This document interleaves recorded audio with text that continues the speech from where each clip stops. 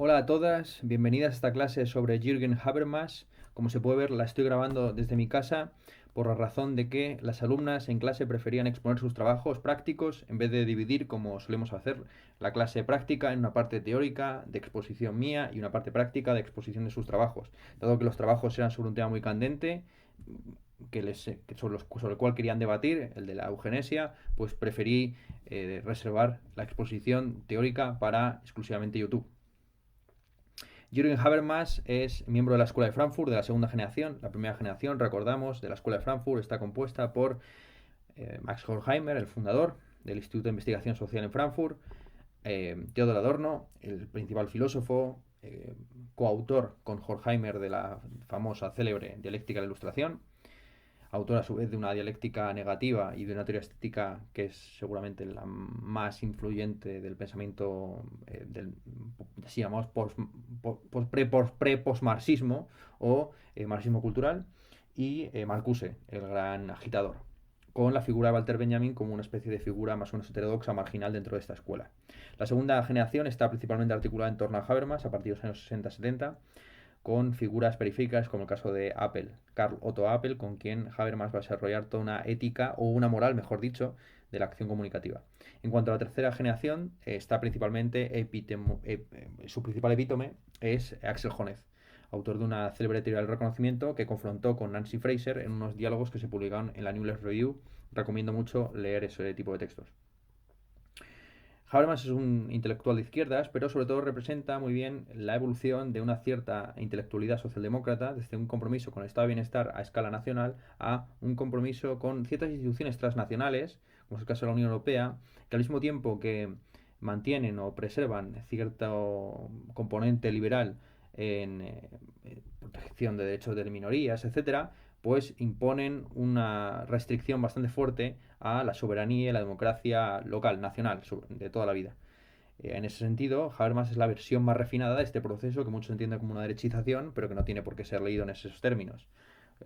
Lo primero que decir de Habermas es que es un hijo de la Segunda Guerra Mundial.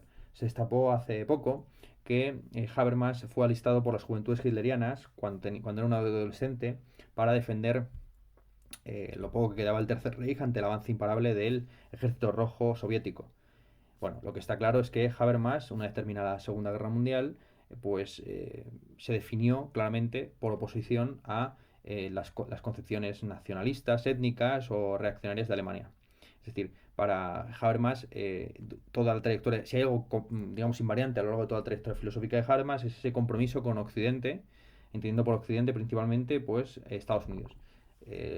Habermas va a ser uno de los receptores mmm, que mejor va a acomodar las influencias anglosajonas, principalmente el pragmatismo y todas las teorías del lenguaje en el contexto alemán, criticando, insisto, esta idea de que Alemania pues, tendría una trayectoria filosófica, política, nacional, independiente de Occidente, lo que algunos denominan el Sonderweg, el camino alternativo, frente a esa, eh, frente a esa concepción de Alemania, pues Habermas tiene una concepción de Alemania como el pilar o un elemento más de Occidente. En ese sentido, uno de los elementos que más le influyó en su adolescencia fueron los juicios de Nuremberg, eh, que representaban de alguna forma el fracaso moral y político de Alemania, así como la lectura de Heidegger comprometido con el nazismo. Habermas leyó la reeditada Introducción a la Metafísica de Heidegger, en la cual Heidegger había reintroducido una alusión a la verdad y grandeza internas del nacionalsocialismo. Esto es lo sorprendente de este texto, Introducción a la Metafísica, que Heidegger reintrodujo esa referencia. No es que la había suprimido en un determinado momento y la volvió a reintroducir, dando dando a entender, sin afirmarlo de manera contundente, que no se arrepentía de su compromiso nacionalsocialista, que lo entendía como un momento más quizás del olvido del ser o un error que tenía algún tipo de calado filosófico que resulta un poco difícil de explicar. Lo que está claro es que Habermas desde los años 40-50 pues ya se reorienta hacia la socialdemocracia radical, escribiendo una tesis doctoral, una disertación en el año 54 en la Universidad de Bonn sobre Schelling. La Universidad de Bonn, hay que señalarlo, ha sido siempre un centro de reflexión muy importante sobre Schelling. En la actualidad allí da clases, es catedrático Marcus Gabriel, el catedrático de filosofía más joven de Alemania, que se hizo catedrático con 28, 29 años, y, y él precisamente también se doctoró sobre Schelling, siendo Schelling un autor que había sido relativamente olvidado en la Alemania post-hegeliana durante toda la segunda mitad del siglo XIX, primera mitad del siglo XX, y que sin embargo empieza a ser recuperado precisamente en torno a estos años, al año 50 y tantos, con motivo de el centenario de su muerte. Habermas, Jaspers y una serie de autores empiezan a reivindicar la figura de Schelling. Habermas es el primero que lo reivindica en clave materialista. En la clase sobre Schelling ya hablamos de las lecturas materialistas contemporáneas de Schelling, como es por ejemplo la de Slavoj Žižek.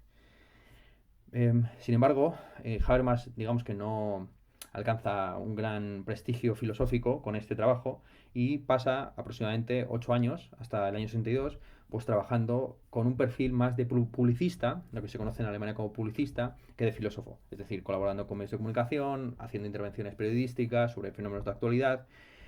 Su obra, la obra que le propulsa un poco más allá, digamos, de ese trabajo de corto alcance intelectual, es Strukturwandel der Öffentlichkeit, la transformación estructural de la esfera pública o de la opinión pública, que es la traducción correcta o más precisa del libro, que en castellano se tradujo como Historia y crítica de la opinión pública contra las recomendaciones del traductor al castellano Antoni Domènech, un maestro mío al que he hecho varias referencias y homenajes a lo largo de las diversas conferencias, clases, cursos, charlas que yo doy. En ese texto, que vamos a llamar, como debería llamarse en castellano, Transformación estructural de la esfera pública o de la opinión pública, Habermas hace una historia detallada del desarrollo de esta opinión pública burguesa desde sus orígenes en los salones del siglo XVIII hasta su transformación a través de la influencia de los medios de comunicación masivos impulsados por el capital. Öffentlichkeit, en alemán, se puede traducir al castellano directamente como publicidad. Igual que Bürgerlich se puede traducir, dependiendo del contexto en el que se utilice, como burgués o como civil. Ahí se ve muy bien, digamos, esa evolución, es decir, cómo las estructuras de la sociedad civil, de la opinión pública, pues quedaron finalmente cooptadas por los mecanismos capitalistas y lo que en un primer momento era civil se convirtió ya a mediados del siglo XIX en burgués y lo que era opinión pública se convirtió a mediados ya del siglo XIX en publicidad. Lo que rastrea Habermas en la opinión pública, tal y como se constituye en el siglo XVIII con la aparición de las primeras revistas, los salones de discusión, etcétera, es una suerte de ideal comunicativo. Encuentra, o no sé si busca o encuentra, lo que desde luego es que él expone en su trabajo que los salones, los periódicos, la estructura de la opinión pública tal y como se crea en el siglo XVIII, pues parece apuntar a un ideal comunicativo en el que el estándar normativo básico es la idea de una discusión crítica e inclusiva.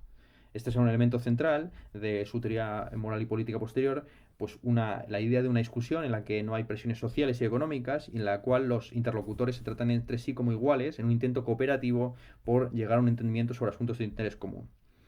Este tipo de intercambio, a juicio de Habermas, nunca se realizó plenamente. Es decir, los que participaban en los salones pues no era el conjunto de la sociedad francesa, sino la élite intelectual parisina. Pero a su juicio no fue una mera ideología. No se trataba simplemente de una triquiñuela o de una falsa conciencia de realidad, sino que apuntaba a un genuino ideal comunicativo que debería extenderse al conjunto de la sociedad.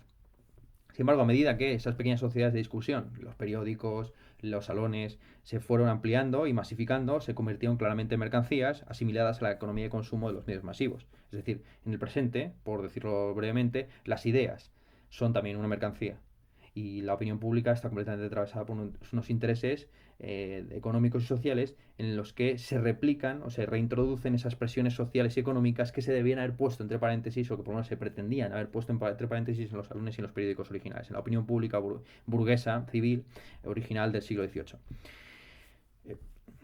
Habermas es una generación más mayor que los estudiantes que se politizan con motivo del mayo 68. Él ya tiene aproximadamente unos 30 y muchos años, o 40 y pocos años, cuando se produce el levantamiento de mayo 68, que en Alemania tiene unas características muy específicas. Es decir, en Alemania, a diferencia de en Francia, pues no existe un partido comunista fuerte y la ofensiva de lo que se conoce entonces como la oposición extraparlamentaria, pues no es cuestionar el compromiso histórico del Partido Comunista con las instituciones del Estado, como en el caso en Italia, o pues también, en fin, el gaullismo en Francia, sino criticar en general el statu quo alemán en el que se había optado, en el caso de la República de Bonn, en la República Federal Alemana, por una democracia militante que excluye tanto a los partidos extremistas de ambos lados, es decir, tanto al partido nazi como al partido comunista. La oposición extraparlamentaria, por lo tanto, dentro de la cual una figura esencial fue Rudi Dutschke,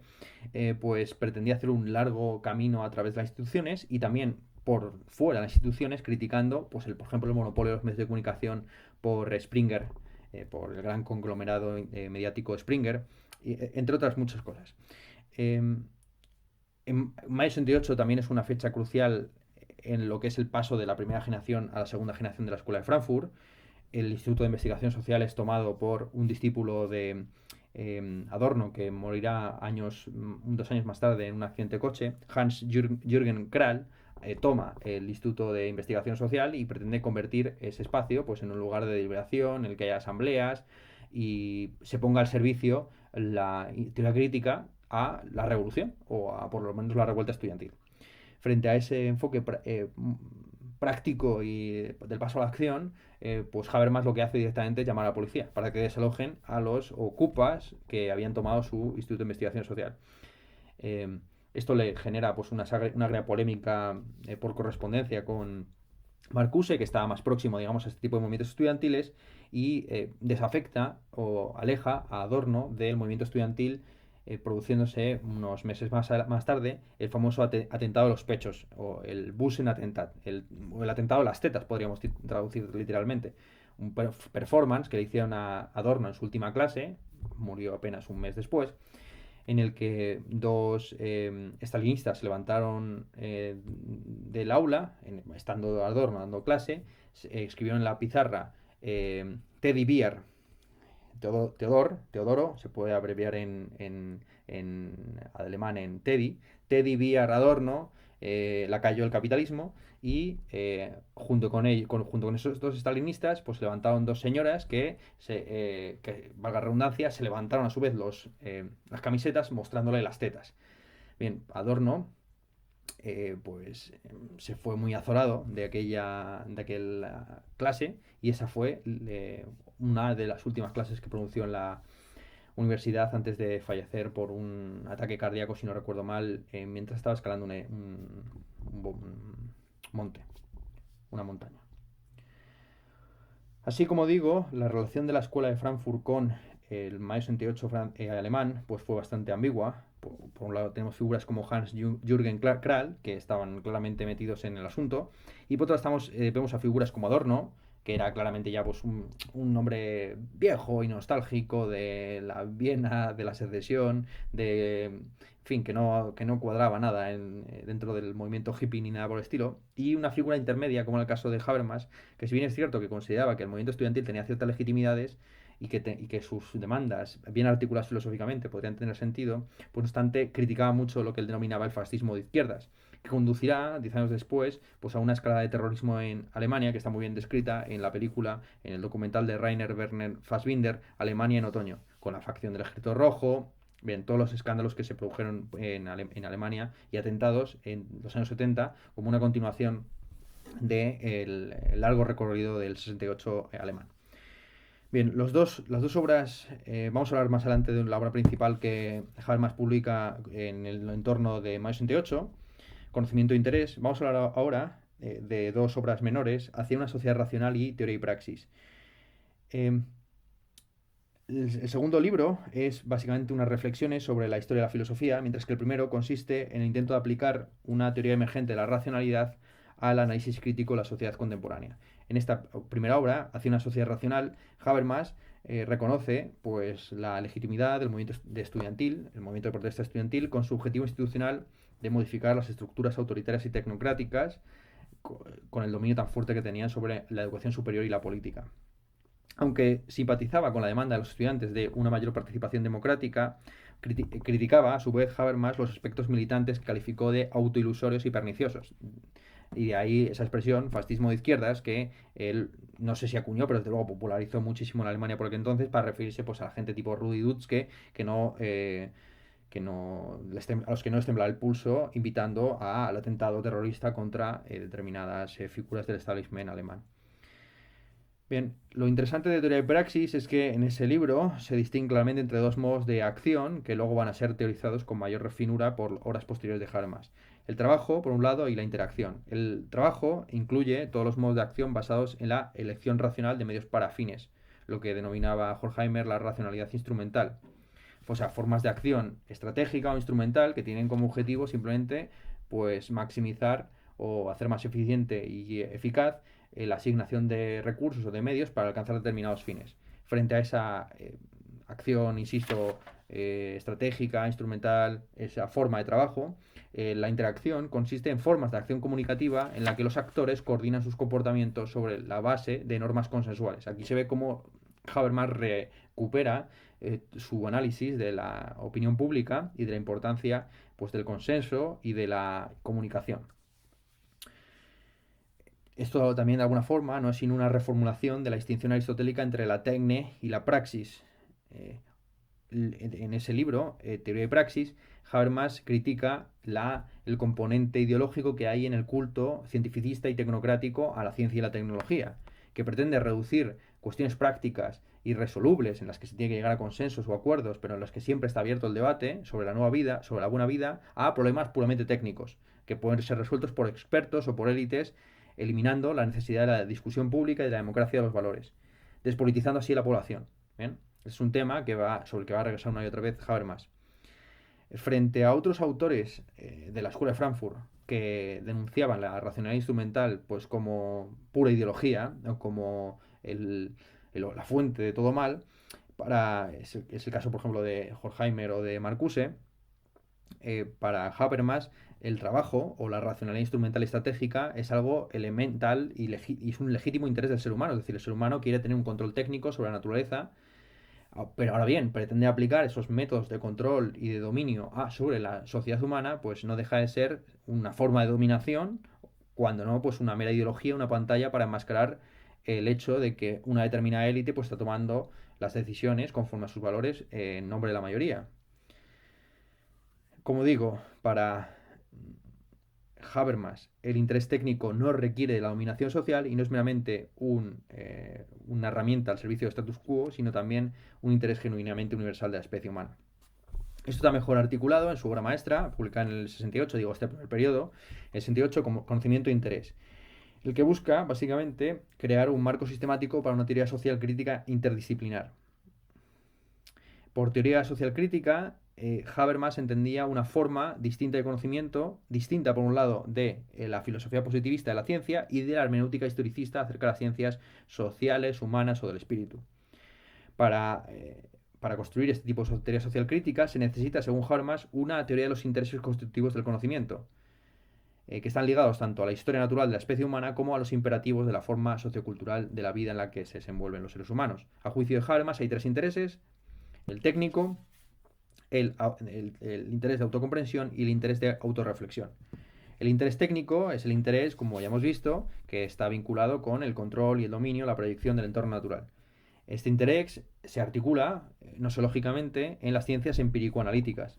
Por tal cosa, entiende Habermas las ciencias naturales y ciertos tipos de ciencias sociales que apuntan a explicaciones generales comprobables, en contraste o frente a las teorías, las ciencias sociales interpretativas que apuntan más bien a un tipo de comprensión cultural. Aquí pues está de nuevo Habermas manteniendo la distinción clásica del neocantismo entre, por un lado, las ciencias del espíritu que pretendían comprender a determinados sujetos y las ciencias naturales que pretendían explicar determinados fenómenos naturales. Por lo tanto, las ciencias empírico-analíticas se distinguen tanto de las ciencias sociales interpretativas como de las llamadas ciencias normativo-analíticas, que es el caso, por ejemplo, de la teoría de la elección racional, que se basan en modelos formales y deducciones basadas en axiomas contrafactuales. El objetivo, en última instancia, práctico de este tipo de teorías, porque no hay conocimiento sin interés, esta es un poco la tesis de fondo del libro, es dominar el mundo natural a través de la acción instrumental. ¿Cómo se consigue ese dominio? Pues a través de la formulación de regularidades que atrapan leyes naturales que permiten a ciertos tipos de técnicas una indagación controlada metodológicamente acerca de esos fenómenos. El interés técnico, como digo, no solamente se encuentra en las ciencias empírico-analíticas aplicadas a la naturaleza, sino también a ciertos fenómenos sociales que se pueden analizar desde ese punto de vista. Por ejemplo, a juicio de Habermas, la paleontología es un tipo de ciencia empírico-analítica que expresa nosológicamente un interés técnico. No es ni mucho menos una ciencia social interpretativa, porque ahí no se trata de comprender al Homo erectus, pero tampoco es una ciencia normativo-analítica, porque no se trata de aplicar normas o axiomas de elección sobre la conducta del Homo erectus, porque más bien se trata de analizar cuál es su fisionomía, etcétera, etcétera. ¿Bien? O sea, Habermas no excluye que podamos aplicar ciertos métodos empírico-analíticos con un interés técnico al ser humano, pero sí en determinados tramos y no en la totalidad de su desenvolvimiento, de su acción. Por lo general, la mayor parte de las ciencias llamadas sociales son ciencias interpretativas o cultural hermenéuticas. Aquí Habermas simplemente toma la teoría de Gadamer y la restringe, en lugar de considerar que la interpretación es un fenómeno universal, de alcance absoluto, que permea toda acción humana, pues entiende que la hermenéutica es algo propio pues, de las ciencias humanas, lo cual era básicamente la visión clásica de estas desde Dilthey en adelante. El objetivo de este tipo de ciencias, cultural hermenéuticas o interpretativas, es la gestión de la autocomprensión, uno de los intereses, de los tres intereses legítimos que están detrás de toda forma de conocimiento.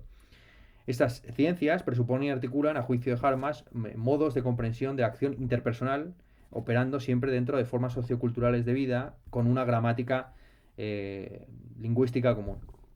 El tercer interés es el de la autorreflexión crítica, articulado nosológicamente bajo la forma precisamente de la teoría crítica. El objetivo de la autorreflexión crítica pues es liberar a la ciencia de sus ilusiones, tanto positivistas como hermenéuticas o de otro tipo. Este tercer interés cognitivo tiene como fin, en última instancia, la emancipación de la razón para superar el dogmatismo, la compulsión y la dominación. Dos ejemplos de teoría crítica que pone Habermas en este libro. La psicología freudiana, que no pretende ni interpretar a los sujetos, ni explicarlos, sino liberarlos. Y, por otro lado, la teoría social marxista, ¿bien? Que busca exactamente lo mismo. Busca entender, explicar o comprender al proletario o al burgués, sino liberar a la sociedad pues, del modo de producción capitalista o de las relaciones de dominación estructuradas en torno a la posesión o no de los medios de producción. Claro, el problema que se plantea al final del conocimiento de interés y en las obras inmediatamente posteriores es hasta qué punto el marxismo y el psicoanálisis son emancipadores. El caso del psicoanálisis es el más problemático. ¿Cómo puede ser que el psicoanálisis proporcione un modelo adecuado de reflexión liberadora cuando hay una simetría radical en la práctica del psicoanálisis entre el paciente y el analista, que no pueden representar ni mucho menos la forma intersubjetiva de relación y reconocimiento propia de la emancipación? Es decir, como decía precisamente Lacan, vosotros lo que queréis es un amo. Y yo puedo ser ese amo en tanto que analista y vosotros siendo el paciente. Aquí es donde se ve el compromiso de Habermas con el ideal ilustrado que él interpreta de la siguiente manera. En la ilustración solo hay participantes, es decir, en la ilustración no existen pacientes, no existen, sino que todos y cada uno de los miembros que componen la sociedad pues son participantes del proceso de liberación, emancipación y de reflexión acerca de los valores y las normas, las identidades comunes. Así se necesita toda teoría crítica que no pase esta prueba democrática, es decir, que todos los individuos de la sociedad son participantes del proceso de emancipación, pues no se puede considerar como tal una teoría crítica. Aquí encontramos, bueno, cerrando por lo tanto esta primera exposición de la obra del primer Habermas, podemos decir que en él nos encontramos con una teoría del conocimiento y de la racionalidad que es al mismo tiempo pragmática y pluralista, dos elementos que van a estar presentes en todo el pensamiento habermasiano en adelante. Es pragmática porque entiende que el conocimiento se sostiene sobre determinados intereses, y es pluralista en el sentido de que entiende que hay diversas formas de investigación y conocimiento que emergen de diversos tipos de intereses y que se pueden componer entre sí. Habermas entiende que la explicación filosófica debe combinar estos tres tipos de intereses: la autocomprensión, la autorreflexión y lo que tiene que ver con la explicación analítico-empírica, de tal forma que toda buena filosofía o toda teoría crítica pues sea al mismo tiempo explicativa, práctica y normativa. Este tipo de estructura trimembre se encuentra en la mayor parte, en todas las obras posteriores de Habermas, muy seriamente una obra esencial del año 1973 titulada Crisis de legitimación en el capitalismo tardío. En esa obra, Habermas analiza pues, cómo el capitalismo tardío y el Estado moderno está en una crisis endémica, que era la crisis, digamos, la crisis del proyecto socialdemócrata a mediados de los años 70, en la medida en que ese Estado y ese capitalismo tardío no puede satisfacer simultáneamente tres demandas: la resolución racional de problemas, ciencias empírico-analíticas, interés técnico; la identidad cultural, que tiene que ver con las ciencias interpretativas o cultural-hermenéuticas, con un interés de autocomprensión; y la democracia, que tiene que ver con la autorreflexión crítica y con el interés cognitivo de la emancipación. Es necesaria, por lo tanto, una reconstrucción del Estado moderno y del capitalismo tardío para que intente para que satisfaga esos tres tipos de necesidades o de demandas. En su libro, el año 79, Comunicación y evolución de la sociedad, vemos cómo Habermas da un paso más allá en su desarrollo filosófico y comienza a desarrollar o articular una concepción distintiva de la reconstrucción racional, según la cual la sociedad evoluciona del mismo modo que se produce el aprendizaje en el ámbito individual. Aquí es donde Habermas empieza a incorporar en su filosofía pues buena parte de los resultados de la psicología del desarrollo, que vinculan las etapas de desarrollo individual, pues la infancia, la juventud, la adolescencia, la madurez, con diversas formas de razonamiento práctico y moral. A partir de, vemos que con esta incorporación de la psicología evolutiva, de Piaget, Colbert, Gilligan y compañía, pues Habermas está yendo más allá de la fundamentación trascendental que hemos encontrado en conocimiento e interés. La característica esencial del segundo Habermas, si queremos establecer una división de su filosofía, podríamos decir que en primer Habermas, que hemos contado, que va prácticamente desde pues, los años 50 hasta finales de los años 70, que es un Habermas, pues como hemos estado viendo, que pretende reformular la teoría crítica y el proyecto de la Escuela de Frankfurt en términos de intereses cognitivos contemplados desde un punto de vista no científico, sino trascendental; y un segundo Habermas, que es el Habermas de la teoría de la acción comunicativa, en el que vamos a entrar a continuación; y por un tercer Habermas, que es el Habermas ya tardío, después de facticidad y validez, que hace un giro europeísta y bueno, con una revisión del valor o el alcance de la democracia. Como digo, en este segundo Habermas, que ya se empieza a apuntar a finales de los años 70, es un filósofo menos trascendental y más naturalista. Nos encontramos en su filosofía con lo que él denomina un naturalismo débil, que pretende pues analizar ciertas realidades humanas desde el punto de vista natural, pues entendiendo cómo los fenómenos de la comunicación y de los intereses cognitivos pues están encuadrados en la estructura de la evolución natural de la especie y en un mundo empírico que se puede analizar científicamente, y al mismo tiempo pues un trascendentalismo débil. Es decir, para Habermas pues sigue siendo importante reconstruir las competencias compartidas, las pressuposiciones normativas que permiten a los actores involucrarse en prácticas de comunicación, discusión e indagación. Este enfoque, a caballo entre la filosofía trascendental y el naturalismo, lo denomina Habermas enfoque post-metafísico, entendiendo pues que la teoría de los intereses cognitivos previamente expuesta pues era metafísica, porque postulaba con un lenguaje claramente kantiano que había una serie de objetos de la ciencia que eran constituidos por los propios intereses humanos. Era al fin y al cabo una forma de idealismo que va a ser revisada profundamente por el Habermas del periodo dedicado al desarrollo de la teoría de la acción comunicativa. Unas características, evidentemente, de esta teoría de la acción comunicativa es el giro lingüístico que imprime Habermas a su filosofía. Como hemos visto desde el comienzo, desde Strukturwandel der Öffentlichkeit, desde la transformación estructural de la opinión pública, Habermas se había centrado mucho en la cuestión de la comunicación. Pero no es hasta este periodo que construye toda una teoría del acto de habla, pues apoyándose principalmente en el modelo de competencia lingüística de Chomsky y no tanto en la escuela de Oxford o la escuela del lenguaje ordinario. Para Habermas lo esencial es el hecho de que hay una serie de competencias lingüísticas compartidas con una serie de alcances pragmáticos. Esto en Habermas se expresa o se articula bajo el membrete de pragmática formal, un tipo de ciencia reconstructiva que Habermas opone a la teoría de los sistemas de Niklas Luhmann. El objetivo de la pragmática formal como una de las ciencias reconstructivas es el siguiente: hacer teóricamente explícito el conocimiento intuitivo y pretemporal que subyace en competencias humanas básicas como hablar, comprender, juzgar y actuar.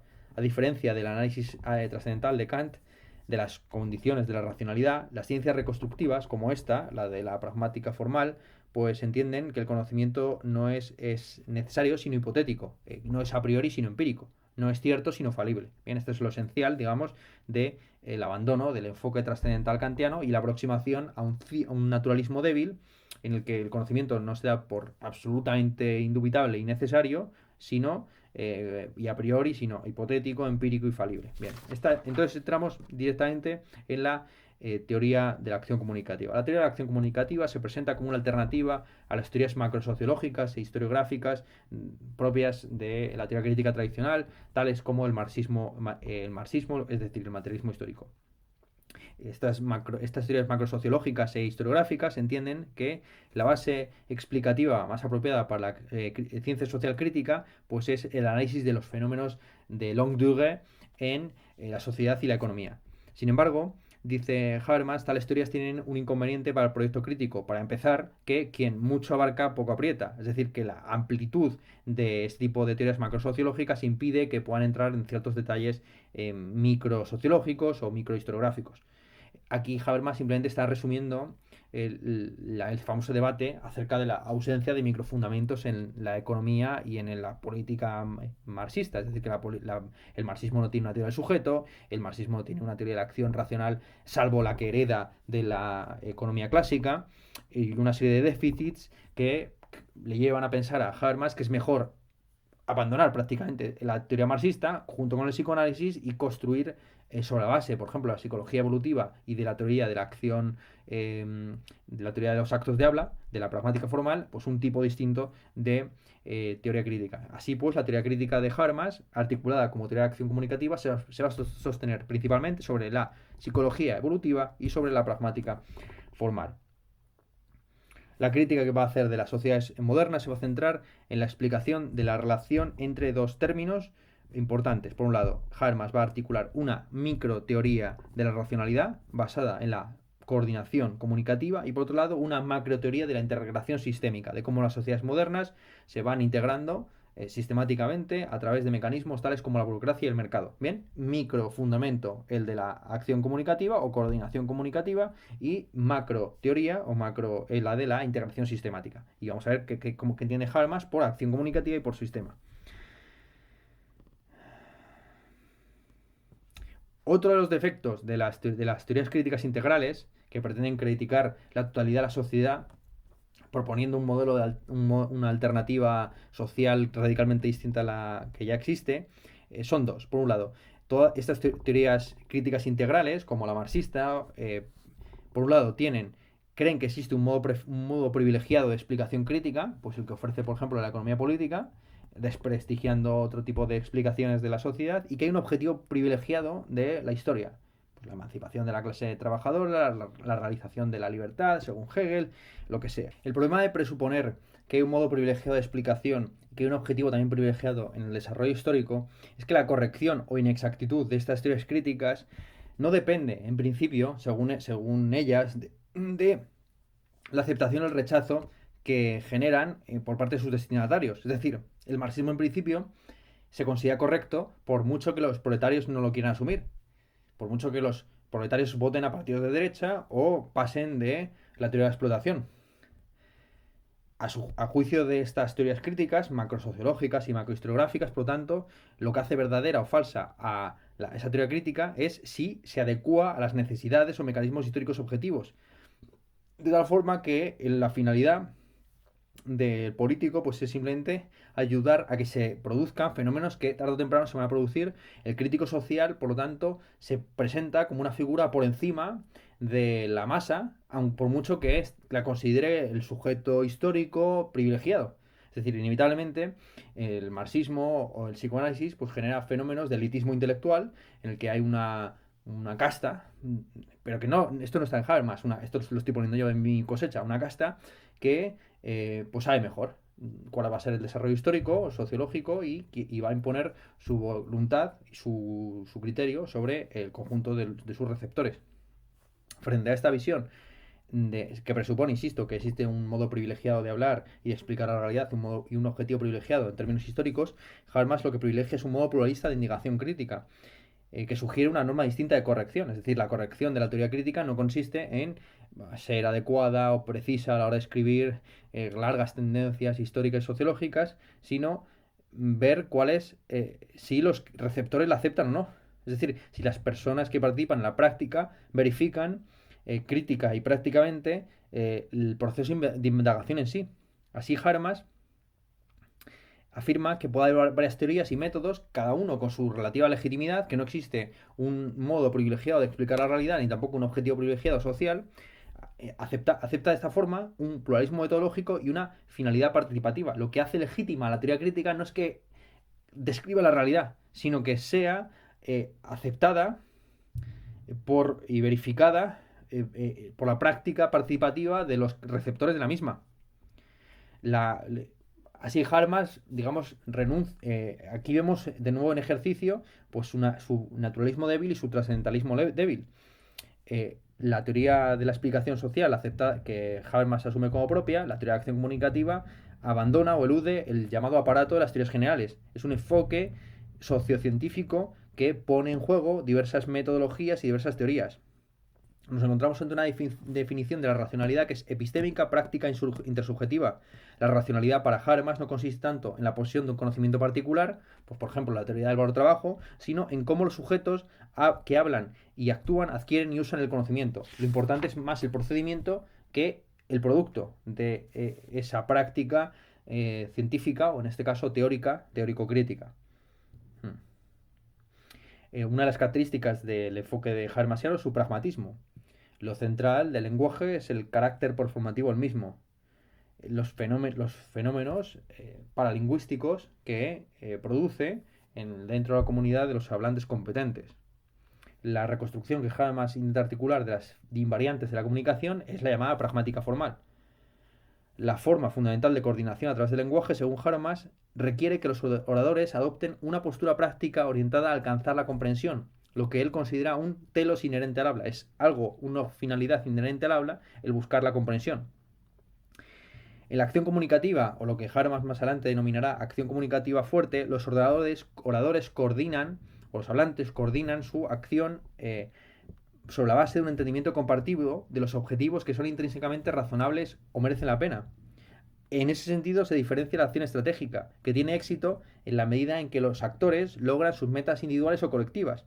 La acción comunicativa tiene éxito en la medida en que los actores concuerdan libremente que su meta es razonable y que merece un comportamiento cooperativo.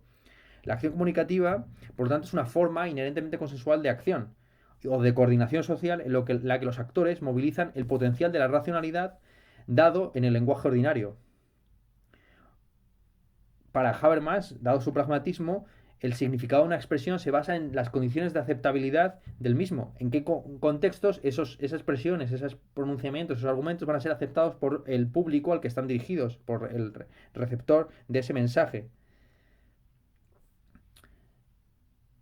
Como digo, lo que le interesa a Habermas no es tanto la verdad o la adecuación respecto a las tendencias sociales o históricas que van más allá de los intereses de los individuos, sino, pues bueno, cuáles son las condiciones de éxito de los actos ilocutivos, por utilizar la terminología del lenguaje ordinario, en el que los actos de habla pues generan diversos tipos de pretensiones de validez dependiendo del orador, del público al que se dirigen. ¿Qué es lo que hace aceptable esos actos de habla? Habermas vincula el significado de los actos de habla con la práctica de la razón, que la entiende en dos sentidos. Por un lado, los actos de habla implican la posibilidad de la justificación y por otro lado implican la posibilidad de la crítica. El momento en que justificamos algo, también abrimos el flanco a que no sean criticadas esas razones que hemos dado para justificar lo que estamos diciendo. ¿Cuándo se llega a un entendimiento? Cuando un acto de habla asume una posición afirmativa sobre la cual se pueden dar buenas razones. Es decir, todo orador que se pronuncia conforme a la lógica de la acción comunicativa no tiene por qué estar dando razones de todo lo que dice, pero sí tiene que estar en la disposición de pasar del habla ordinaria al discurso, es decir, del lenguaje en el que uno simplemente está exponiendo cosas, a un lenguaje justificado en el que se produce un intercambio de razones, de motivos, de argumentaciones, de justificaciones. Y se abre, por lo tanto, la posibilidad de la crítica. Esa es la diferencia que establece Habermas entre el habla ordinario, y el discurso. En el discurso, pues hay un intercambio constante de papeles entre el orador y el receptor en un intercambio de críticas y justificaciones. Las afirmaciones intersubjetivamente válidas o justificables no se pueden analizar meramente en términos de verdad empírica, sino que tienen todo un espectro de pretensiones de validez. Geltungsansprüchen, en términos en alemán, que significa tal cual eso, que incluye la rectitud moral, la bondad, la autenticidad, la sinceridad, el valor estético. Todas esas dimensiones están incluidas en el lenguaje y es lo que va a analizar Habermas con su pragmática formal. A juicio de Habermas hay tres pretensiones de validez básicas que están potencialmente en juego cuando se utiliza el lenguaje con fines cooperativos de acción comunicativa. En todo acto de habla constatativo, para Habermas hay un acto de habla que pretende constatar un hecho, hay tres dimensiones. Por un lado, se está expresando un mundo interior, la intención, por ejemplo, de comunicar una creencia. Cuando yo digo, está lloviendo, estoy expresando el mundo interior, mi mi intencionalidad, es decir, la creencia de que yo creo que está viviendo. Por un lado, se establece una relación comunicativa con el oyente. Yo estoy comunicando, estoy expresando eso para un orador, para un receptor. Y en tercer lugar, se intenta representar el mundo. Cuando yo estoy diciendo que está lloviendo, es porque quiero representar el hecho de que llueve.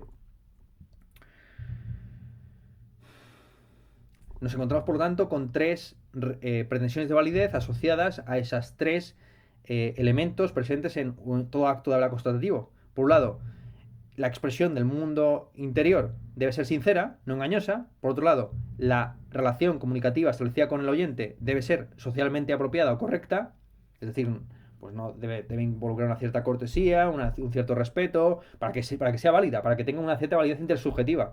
Y por último lugar, debe ser objetivamente válida o verdadera, en la medida en que se adecue o representa correctamente esa realidad externa, ese mundo externo que se quiere representar. ¿Bien? Mundo interno sincero, relación comunicativa correcta y mundo externo representado de manera objetiva o verdadera. Los actos de habla exitosos, por lo tanto, involucran estas tres relaciones o estos tres elementos: la sinceridad, la rectitud y la verdad. Y lo que se trata es de analizarlas y de ver su combinación. Unas características de la cooperación social es que es consensual y razonable, es decir, que los actores están sinceramente de acuerdo en que sus modos de cooperación pueden justificarse como buenos, correctos y libres de errores empíricos. Es decir, en principio, todo orador o todo hablante, pues presupone que se cree de sí mismo que es sincero, correcto y verdadero lo que está diciendo. Ahora bien, dadas las dificultades en la época contemporánea de mantener un consenso profundo sobre todos y cada uno de los temas, en sociedades tan complejas y pluralistas como las nuestras, dice Habermas que pueden dejarse ciertas esferas de acción a la racionalidad estratégica o lo que él denomina la acción comunicativa débil, en la cual pues no es necesario, por ejemplo, que no es necesario que se cumplan ciertos requisitos de validez. Una acción comunicativa débil sería aquella, por ejemplo, en la que se requeriría sinceridad y rectitud, pero no verdad. Pues sería, por ejemplo, el campo que quizás de la estética, ¿no? Que se requiriera en verdad y rectitud, pero no sinceridad. Pues sería, por ejemplo, el campo de la ciencia. Es decir, que da igual que un científico sea sincero, lo importante es que lo que esté diciendo pues cumpla una cierta ética, una deontología del científico, es decir, que por ejemplo que no esté experimentando sobre humanos vivos con métodos muy agresivos y sin tener en cuenta su voluntad, y que lo que esté diciendo sea correcto y adecuado, pero por otro lado, que sea sincero o no lo que esté diciendo, mientras sea objetivo y cumpla una cierta ética, pues sigue adelante, ¿bien? Entonces, hay ciertos campos en la sociedad moderna en los que no se requiere una acción comunicativa fuerte, sino débil, en la que tan solo se satisfacen algunas pretensiones de validez, pero no las tres, y puede haber algunos campos en los que se permita la acción estratégica en la que los actores están orientados a la satisfacción de sus intereses particulares y no necesitan reclamar, o sea, no necesitan apelar a estas tres dimensiones la pretensión de validez, no tienen que ser sinceros, ni correctos, ni verdaderos. Lo que sucede, por ejemplo, en el campo del mercado o la burocracia. A esto es a lo que Habermas se refiere con el término sistema. Sistema es aquella situación predefinida o modo de coordinación en las que las demandas de acción comunicativa se relajan de manera completa o por lo menos parcial. Los ejemplos de coordinación sistémica que no comunicativa pues son los mercados y las burocracias, que es decir, que funcionan con independencia de que tú quieras plantear las objeciones. Estos contextos están estructurados de manera sistemática o sistémica por medios no lingüísticos como son, por ejemplo, el dinero y el poder. Habermas entiende que el dinero y el poder son herramientas de resolución de problemas o de conflictos en aquellos contextos donde la sociedad es tan compleja y plural que no es posible que los individuos se coordinen entre sí. Es decir, tú quieres comer lasaña y yo soy vegano y no puedo comer carne y el mecanismo que tenemos para resolver nuestro conflicto pues no es la deliberación democrática sino el mercado. Es decir, tú comes tu solomillo o tu lasaña y yo pues como mi plato de tofu, ¿de acuerdo? Un campo, en principio, dice Habermas, todas las esferas de acción humana pues estaban regidas, según él, o deberían estar regidas por la acción comunicativa fuerte. A esto es a lo que se refiere Habermas con el término mundo de vida. El mundo de vida, el Lebenswelt, es un término que acuña Husserl para referirse al modo de comprensión preteórico que tenemos del mundo antes de la aparición de la ciencia y la filosofía. Mundo de vida pues caracterizado por ejemplo por la intersubjetividad y por otra serie de elementos que no podemos exponer aquí. Bien, Habermas le da un giro a esta teoría del mundo de vida y él refiere con la expresión mundo de vida a los dominios de acción en los que predominan los modos de coordinación consensuales. Es decir, el mundo de vida por lo tanto son los recursos, los contextos y las dimensiones de fondo en las que la acción social requiere de la cooperación sobre la base de un entendimiento mutuo. Es decir, pues los sistemas culturales de significado compartidos, los órdenes institucionales que se estabilizan conforme a patrones de acción y de participación, las formas de personalidad adquiridas en la familia, la iglesia, el barrio y la escuela, según Habermas, estos son ámbitos donde se produce la acción comunicativa. La familia, la iglesia, la escuela, curiosamente, son las estructuras con los campos de acción social que fueron considerados más opresivos por un contemporáneo suyo que es Foucault. Con Foucault Habermas va a tener polémica sin fin, especialmente cuando con motivo del debate acerca del posmodernismo, que aunque Foucault no era posmoderno, pues Habermas sí que lo incluye dentro de esa taxonomía, cuando él reivindique la modernidad como un proyecto inacabado que no puede ser superado por ningún horizonte de expectativas posmoderno. Como es evidente, a Habermas se le criticó por considerar que la familia, la iglesia o la escuela forman parte del mundo de vida en el que se articulan formas de acción comunicativa que involucran las tres dimensiones de validez, a saber, la sinceridad, la corrección y la verdad, o rectitud. No es el caso. Buena parte de la crítica feminista a Habermas pues subraya como la distinción entre incluir la familia dentro del campo de la acción comunicativa pues implica ocultar las formas de dominación patriarcal y económicas.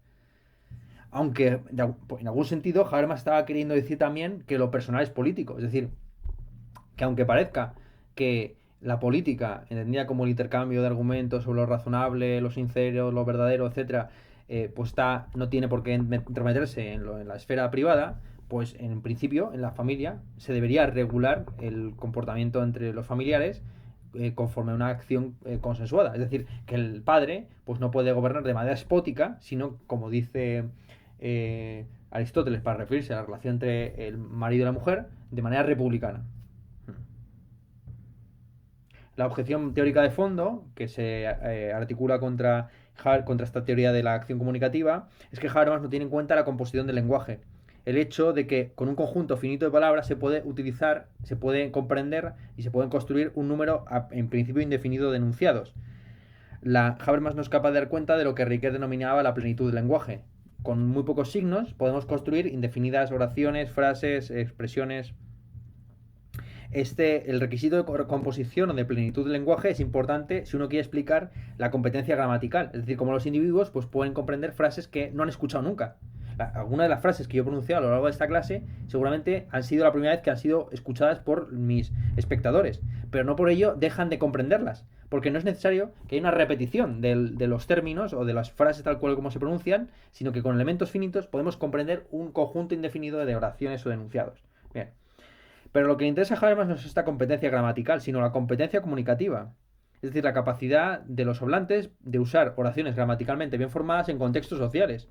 Su análisis, por lo tanto, se centra en la aceptabilidad sensible al contexto de los actos de habla, la aceptabilidad social, no la...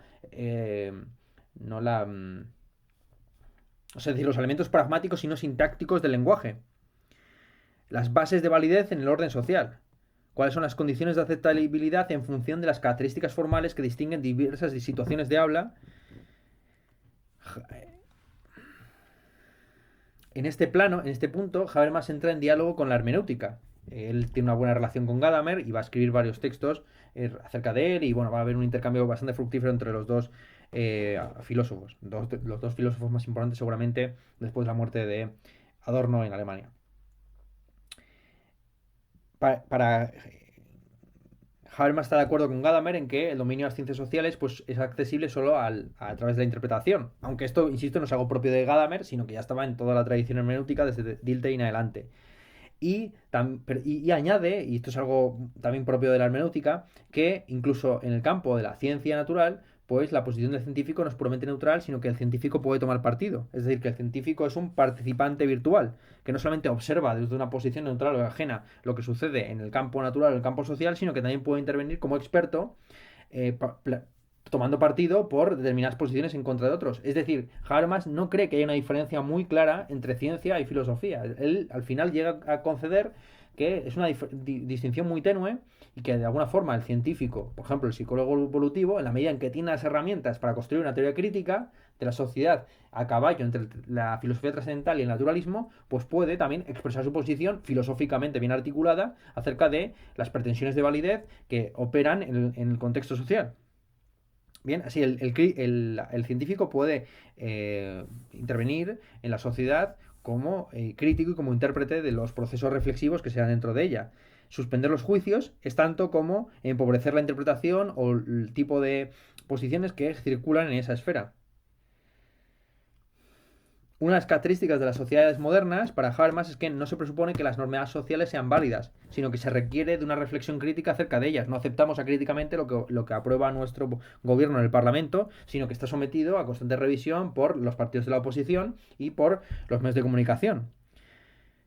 Así, por ejemplo, podemos criticar una ley que aceptamos como válida desde el punto de vista jurídico, pero no obstante injusta o ilegítima desde el punto de vista de las fuentes del derecho o quizás de la ética, de la moral. Este es el imperativo de la ilustración. Imperativo de la ilustración que se ha ido concretando en la época moderna por la vía de una racionalización y modernización del mundo de vida. El mundo de vida, este del que hablamos antes, pues se ha ido racionalizando por medio de la forma de discursos institucionalizados de acción comunicativa reflexiva, tales como las instituciones democráticas y científicas. Habermas, al igual que Husserl, pues entiende que la ciencia pues surge precisamente del contexto del mundo de vida, del Lebenswelt. La racionalización del mundo de vida en la sociedad moderna occidental va también de la mano del crecimiento de los mecanismos sistémicos de coordinación. Véase el mercado y la burocracia, en los contextos en los que no opera la acción comunicativa, sino la acción estratégica o la acción comunicativa débil. Así es como, mediante el relajamiento de las demandas sobre el consenso comunicativo, las sociedades modernas, grandes y complejas, no se van estructurando en torno a mecanismos de coordinación no intencionales. En el mercado, pues no existe. La única intencionalidad es el agregado de un montón de intencionalidades individuales que no marcan ninguna de ellas el rumbo de la economía, ni de la sociedad, ni de la burocracia. Bien, es un engranaje que en principio opera sin sujeto. Aquí es donde Habermas introduce el elemento crítico. Como hemos visto, hasta ahora no ha criticado nada, pero ahora ahí es cuando critica un poco la sociedad. Para Habermas, la modernización puede volverse patológica si de repente los elementos sistémicos empiezan a colonizar el mundo de la vida. Esta colonización puede producirse por la vía de la mercantilización de ciertos aspectos que no deberían entrar en el ámbito de lo sistémico, sino que forman parte de lo propio de la deliberación, o bien o se produce una juridificación en el que la sociedad cada vez se ve más constreñida por todo un aparato jurídico y estatal, burocrático, que va colonizando poco a poco pues el mundo de vida y la posibilidad de debate acerca de pues la vida buena, las identidades culturales comunes, etcétera, etcétera. Al final de la teoría de acción comunicativa, Habermas presenta uno de los elementos que van a ser centrales en su tercer periodo. Aquí no lo desarrolla mucho, pero empieza, claro, Habermas se plantea hasta qué punto pues, esta opinión pública que él ha teorizado, sobre la cual ha analizado su evolución histórica, pues gobierna de manera directa los estados contemporáneos. A la conclusión a la que llega Habermas es que no, desde luego la opinión pública pues, es una forma de gobierno sin gobierno. No gobierna de manera directa, sino de manera indirecta por medio de mmm, marcando rumbos, contrarrestando la complejidad institucional, haciendo contrapeso. Así la soberanía popular, pues al mismo tiempo está bien articulada y no termina del todo de casar con esta opinión pública que, que de alguna forma abandona la expectativa o el proyecto de la democracia radical, es decir, la idea de que los individuos tomen las decisiones que les afectan en tanto que colectivo. Aunque la democracia radical no sea ya el único objetivo a alcanzar, ni tampoco un objetivo que parezca viable en las sociedades contemporáneas sometidas a la doble presión sistémica del mercado y de la burocracia, Habermas entiende que la consecución de esa democracia radical es el proyecto inacabado de la modernidad. Comprender y transformar la democracia sigue siendo para el Habermas de la teoría de acción comunicativa el genuino objetivo de las sociedades complejas y globalizadas. Aquí se ve la afinidad de Habermas y autores también postmarxistas de la misma época, como es el caso de Chantal Mouffe y Ernesto Laclau. Para Chantal Mouffe y Ernesto Laclau, los famosos teóricos de la hegemonía, el antagonismo y el populismo, que tanto influyeron en los procesos de democratización y radicalización de izquierdas en América Latina durante la década de los 2000 y posteriormente la aparición de partidos de nueva socialdemocracia en el sur de Europa durante la década de los 2010 asociados a la crisis de legitimidad y económica de estos estados, Italia, España, Grecia, pues para Chantal Mouffe y Ernesto Laclau, el proyecto socialista se debe reformular como radicalización de la democracia. Es decir, curiosamente, para dos autores tan antagónicos posteriormente como van a ser Chantal Mouffe y Habermas, el objetivo, por lo menos en los años 80, era el mismo, era la democracia radical, que en Habermas era entendida como un proyecto inacabado.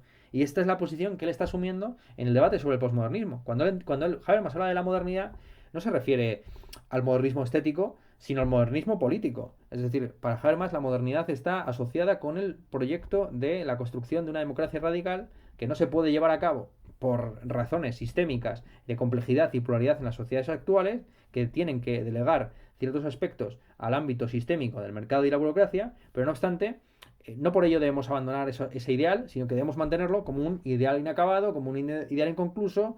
Bien.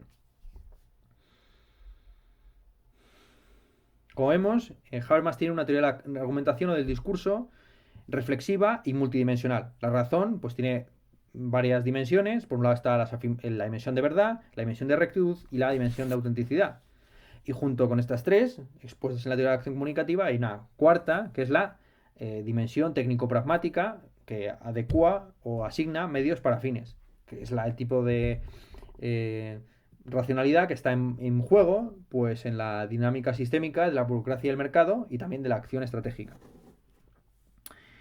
Uno de los aspectos más fascinantes de la teoría de la acción comunicativa es cómo articula una lógica de la argumentación que tenga en cuenta las formas de justificación intersubjetivas. Según Habermas, hay tres tipos de lógicas de la argumentación dependiendo de cómo se contemple esta. Si se contempla la argumentación como un producto, como un procedimiento o como un proceso, pues estaremos ante una lógica, ante una dialéctica o una retórica. Y esto es seguramente lo más brillante de la teoría de acción comunicativa, es decir, cómo Habermas reformula estas tres disciplinas, la lógica, la dialéctica y la retórica, entendiéndolas como tres aproximaciones posibles a la forma de argumentación intersubjetiva, ya se contemple esta como un producto, como un procedimiento o como un proceso. Tres formas, insisto, de aproximación a la argumentación que están correlacionadas una a una, pues con las tres pretensiones de validez de la verdad, la rectitud y la sinceridad. La verdad sería lo propio de la lógica, la rectitud lo propio de la dialéctica y la sinceridad tendría que ver con la retórica, los aspectos, si quieres, más estéticos, pero no estéticos en el sentido superficial del término, sino como vamos a ver, en Habermas la estética, si se quiere entender así, la retórica es algo esencial y central y es sobre lo cual le han criticado más. Es en ese pasaje donde él habla de las situaciones ideales de habla. Bien, vamos paso por paso. En el plano lógico, lo que les interesa a los argumentantes, a los participantes de una argumentación, es que los argumentos sean, en tanto que productos, verdaderos, que estén apoyados sobre razones y que alcancen conclusiones razonables en base a las premisas de las que se ha partido. Los argumentos son, desde el punto de vista lógico, convincentes en virtud de sus propiedades intrínsecas, pues como la coherencia, la composibilidad, etcétera, etcétera. Aquí Habermas ofrece una posición interesante en el debate clásico acerca de los juicios sintéticos. ¿Cómo es posible que existan juicios sintéticos que no obstante sean verdaderos? Juicios que contribuyen informacionalmente, los juicios que sobre los cuales se ha debatido desde Kant en adelante. Bien, Habermas entiende, siguiendo el trabajo de Stephen Toulmin, que la mayor parte de las argumentaciones, si no todas, se basan en argumentos ampliativos, cuyas conclusiones no siguen con certeza deductiva, sino más bien con certeza plausible o probable a sus premisas. La fuerza lógica, por tanto, de tales argumentos depende de cómo se haya tenido en cuenta la información relevante y las posibles objeciones. Aquí el término lógica, por lo tanto, tiene un alcance más amplio que el de la lógica formal. No incluye solamente la lógica formal, sino también la informal. Todo lo que tiene que ver con la información, los antecedentes, la inducción, la analogía, la narrativa. Vale, la evaluación lógica presupone, a juicio de Habermas, la adecuación dialéctica. El hecho de que los procesos argumentativos, pues, no solamente sean sólidos desde el punto de vista, insisto, de la contribución informacional, de la anticipación de objeciones, sino que también, pues, entren en juego dentro de una competencia ritualizada por los mejores argumentos. Es decir, que la adecuación dialéctica tiene que ver con los procedimientos de discusión crítica en los cuales pues hay una serie de obligaciones dialécticas, como por ejemplo que uno debe abordar el tema en cuestión, que debe responder a los desafíos relevantes, que debe, por ejemplo, cumplir con la carga de la prueba, si, en caso de que le toque. Esos son elementos dialécticos esenciales del debate. Es decir, da igual que uno sea sincero, verdadero y recto, si no responde a la cuestión sobre la cual se está debatiendo y si no, digamos, asume una serie de compromisos y de cargas que vienen en el plano dialéctico.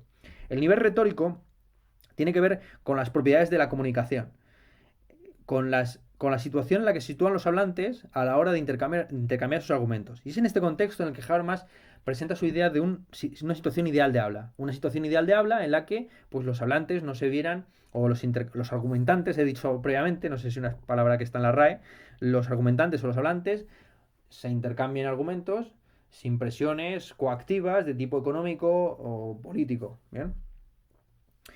El Habermas tardío va a reformular o a precisar mucho más esto de la situación ideal de habla, porque claro, aparentemente, pues lo que exigiría Habermas es que pues los debates duraran ad infinitum, que todo el mundo estuviera correctamente informado y que fueran todos muy refinados en su razonamiento político, cosa que evidentemente no ha sucedido nunca en las democracias realmente existentes.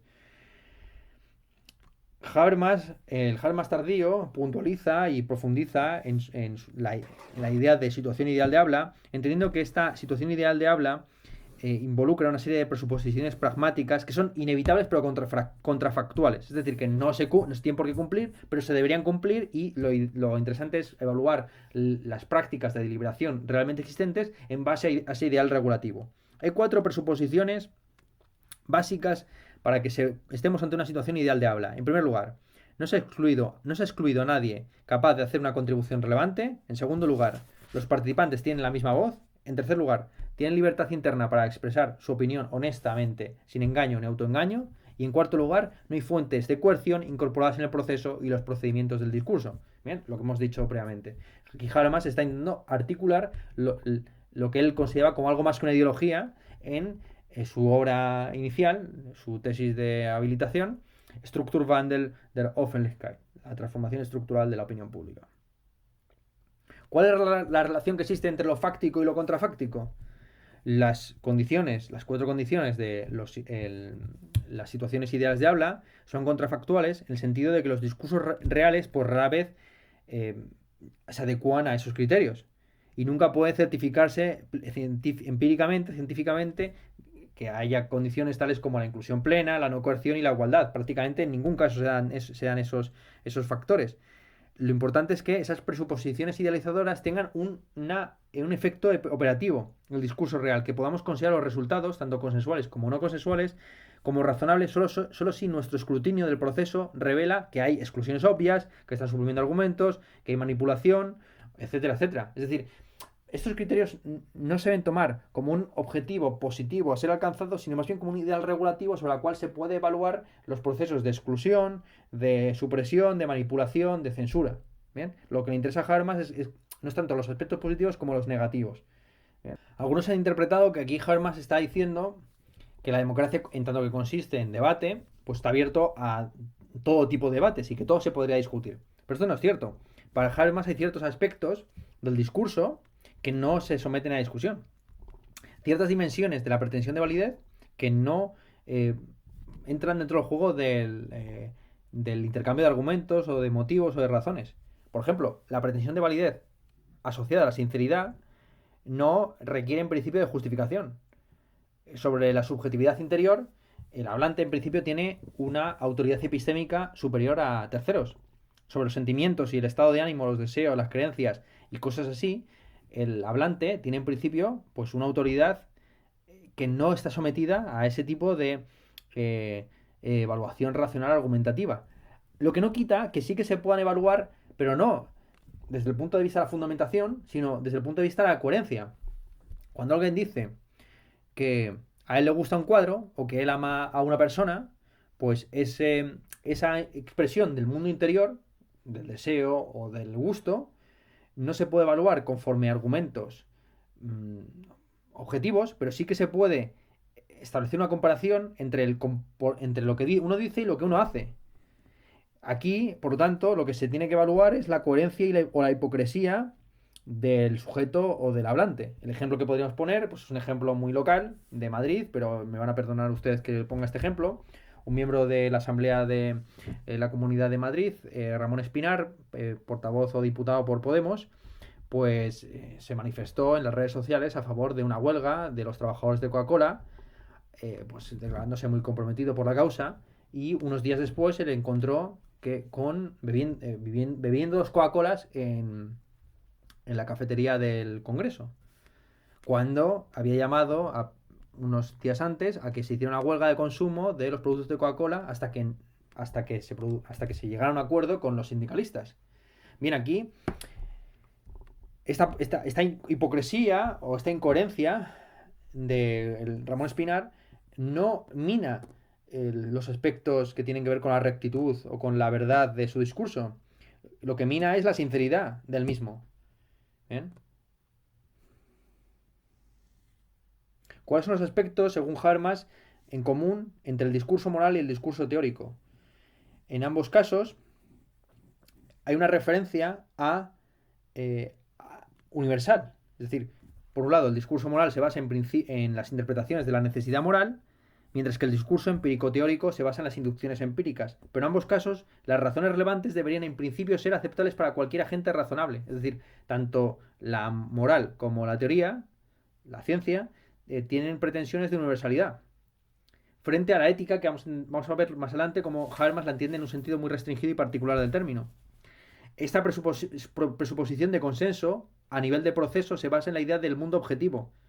La idea de que hay un mundo objetivo que es igual para todos y que ese mundo objetivo no solamente incluye los aspectos empírico-analíticos, sino también los aspectos normativos e interpretativos. En el caso, por ejemplo, de la rectitud moral, ese mundo objetivo está basado en la idea de que hay ciertas reglas y principios morales que son válidos para todas las personas. Y en eso consiste, la moral estriba o trabaja a partir de esos presupuestos o de esos consensos normativos básicos. Se presupone, por lo tanto, en términos morales, la idea contrafáctica de un consenso universal. Si los participantes pudieran seguir un discurso lo suficientemente inclusivo y razonable durante un periodo lo suficientemente largo de tiempo, llegarían a ese consenso, a esos acuerdos morales. Aquí hay que distinguir, insisto, entre los discursos morales y los discursos éticos. Para Habermas, un discurso moral es aquel en el que los participantes se esfuerzan por justificar sus normas y curso de acción que conceden la debida preocupación y respeto por las personas en general. Lo importante es el respeto o la preocupación en general. Frente a los discursos éticos que se centran en cuestiones de vida buena, ya sea para el individuo determinado, lo que denomina Habermas el discurso ético existencial, o para un determinado grupo o entidad política, lo que Habermas denomina el discurso ético-político. Ahora bien, el tipo de razones que se construyen para argumentar o justificar la ética de un conjunto de individuos o de un individuo no tiene tanto que ver con la aspiración universal de un conjunto de normas, sino más bien sino que apela a historias de vida, tradiciones, valores particulares. Aquí Habermas está expresando con una terminología propia pues la distinción que encontramos, por ejemplo, en John Rawls entre la justicia, que es algo universal en principio, y la buena vida, que es un proyecto individual o colectivo, si se quiere, pero que no se rige por los mismos requisitos de justificación, sino que apela pues eso, a tradiciones, a identidades, etcétera. Ahora bien, hay un cierto campo ético que sí que merece la pena ser discutido conforme a criterios de universalidad, a saber, la biótica, en, especialmente la eutanasia, la eugenesia, la eutanasia y la eugenesia. Y dentro de la eugenesia, las opciones tecnológicas que afectan al futuro de la naturaleza humana. Sobre este tema, Habermas escribiría un libro en 2003 que es una réplica a Normas para el Parque Humano, de Peter Sloterdijk. Normas para un Parque Humano es una conferencia que pronuncia en Elmau Sloterdijk en el año 99, que genera mucho revuelo por la terminología filonazi utilizada en él, pero básicamente en ese discurso lo que se hace es recuperar la idea nietzscheana de que el ser humano es un animal de doma y que ha sido domesticado para tener la forma que tiene a día de hoy desde el punto de vista social, psicológico y de todo tipo. ¿Bien? Y se plantea cara al futuro pues cómo serán domados o amansados o amaestrados o criados los seres humanos, ya no solamente desde el punto de vista cultural, sino también desde el punto de vista biológico, con la posibilidad de la bioingeniería. Pues bien, para Habermas, esto no debería ser algo ético en el sentido de que pues unos padres podrían perfectamente justificar las transformaciones genéticas aplicadas a sus hijos apelando a sus tradiciones, creencias, costumbres, identidades, sino que este tipo de transformaciones bioingenieriles afectan profundamente a la concepción de la dignidad humana. Tomar a los individuos como medios para el mantenimiento de tradiciones, identidades o gustos particulares, pues supone, a juicio de Habermas, una violación de la dignidad humana básica. El núcleo de la dignidad humana se basa en la idea de la autodeterminación autónoma. Autodeterminación que no sería posible si tus predecesores o el Estado, quien fuera, decidiera cuáles son las características biológicas que vas a tener en base a una operación de bioingeniería fuerte. La ingeniería genética plantea problemas éticos no para un conjunto de individuos o para un individuo particular, sino para el conjunto de toda la especie humana. Y por ese motivo es uno de los aspectos éticos que para Habermas merece una discusión en términos universalistas y no particularistas. Como ya hemos dicho, una de las principales críticas teóricas a la teoría de acción comunicativa es su concepción de la verdad.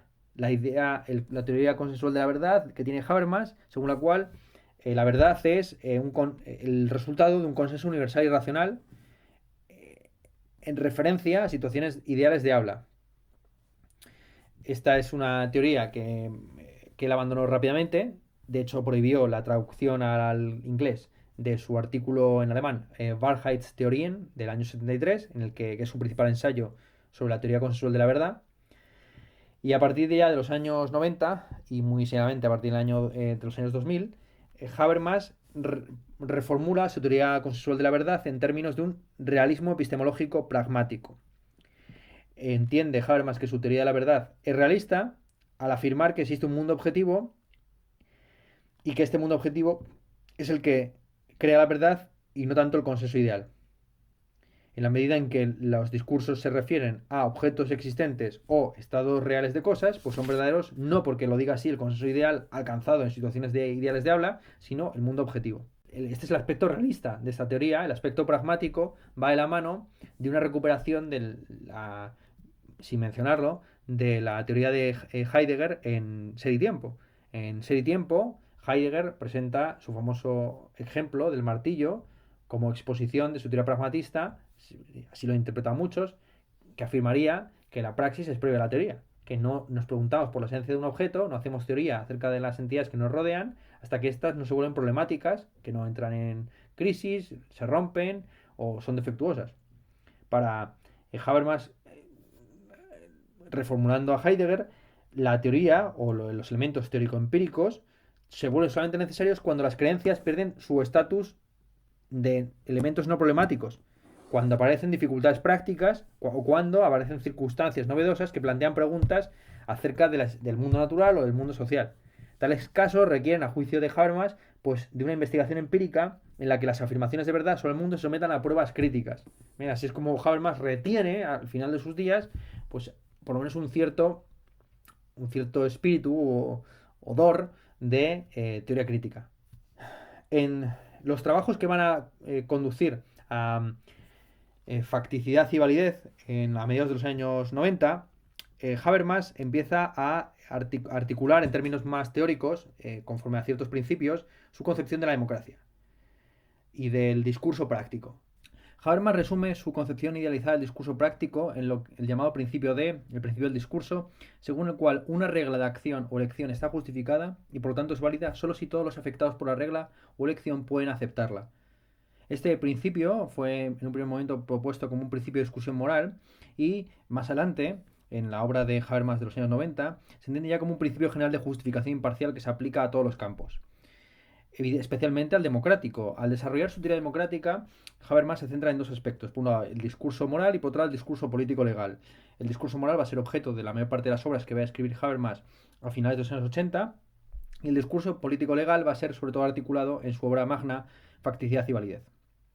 Este discurso moral va a ser a su vez una moral del discurso, articulada junto con Karl Otto Appel bajo el membrete ética del discurso, a pesar de lo inapropiado de este término. Ética, como hemos visto, para Habermas la ética no es lo universalizable, sino lo particular, aquello que apela a tradiciones, identidades. El punto de vista moral de Habermas y de Appel es kantiano, con una salvedad. Para Habermas, al igual que para Kant, la moralidad es una cuestión de obligaciones morales incondicionales. Las prohibiciones, las obligaciones positivas, los permisos que regulan la interacción entre personas, que son incondicionales. No son razonamientos hipotéticos, no son imperativos de carácter condicional. Al igual que Kant, Habermas vincula de manera estrecha la moralidad con el respeto por la agencia autónoma. Como hemos visto, el único aspecto ético que Habermas considera de discusión universal es el referente a la naturaleza humana, dado que la dignidad humana, en el caso de Habermas, no está sentada en un sujeto nouménico, sino en el sujeto de carne y hueso que somos como pertenecientes a la especie Homo sapiens sapiens. Esa agencia humana sigue los dictados de la razón imparcial, de tal forma que uno, al actuar conforme a su propia conciencia, muestra también respeto por los demás agentes y busca la universalización de sus máximas de acción. La diferencia principal entre Habermas y Kant, o entre Habermas y Appel y Kant, es que Kant asumió que cada individuo maduro y reflexivo, guiado por el imperativo categórico, llegaría a las mismas conclusiones de universalización. El imperativo categórico no solamente es formal, sino que también en principio tiene la misma carga normativa y los mismos resultados en cada uno de los sujetos racionales. Esta suposición, la idea de que mediante el imperativo categórico uno llega a las mismas conclusiones, a juicio de Habermas no es aplicable a contextos como el contemporáneo. En las sociedades actuales estamos en entornos pluralistas y multiculturales donde se vuelve completamente insostenible la posibilidad de una universalización que llegue a los mismos resultados, aunque respete los mismos procedimientos. Así, Habermas se ve obligado a precisar mucho más el llamado principio el principio del discurso, en el llamado principio dialógico de universalización, que lo único que tiene en cuenta es el hecho de que diversos individuos que provienen de diversas tradiciones y diversas identidades, aplicando el criterio del imperativo categórico a su propia comunidad, pueden llegar a distintos resultados y cómo pueden entrar en discusión estas diversas formas de universalización moral.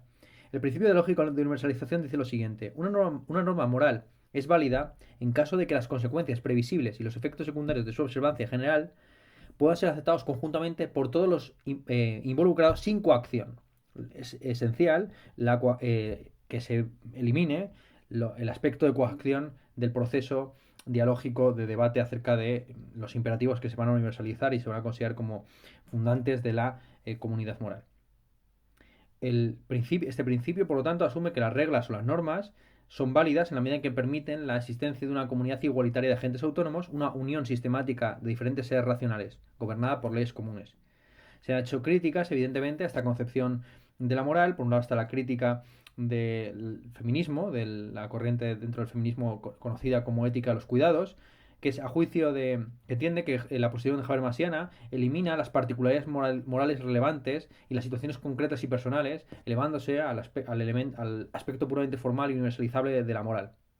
Según esta posición feminista, pues lo personal sería político y todo aquello que Habermas considera propio de la ética, pues también debería ser incorporado a la moral y se debería eh, poner más énfasis no tanto en los procedimientos de universalización, cuanto en los afectos que vertebran una comunidad o una sociedad.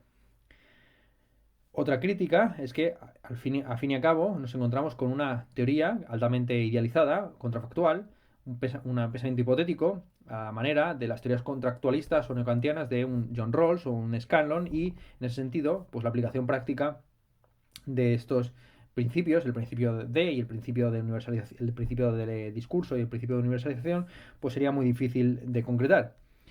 El discurso no puede nunca incluir todas las partes afectadas.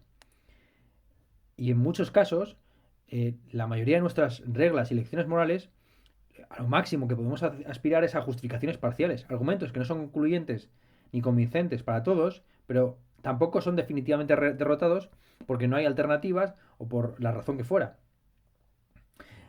Habermas, la forma que tiene de asentar y de tomar tierra en relación a su discurso, consiste en argumentar desde el punto de vista psicológico. Como ya hemos visto, las teorías de Piaget y Colbert influyeron decisivamente en la teoría de la acción comunicativa y también en los trabajos posteriores hasta ahora, que van a culminar en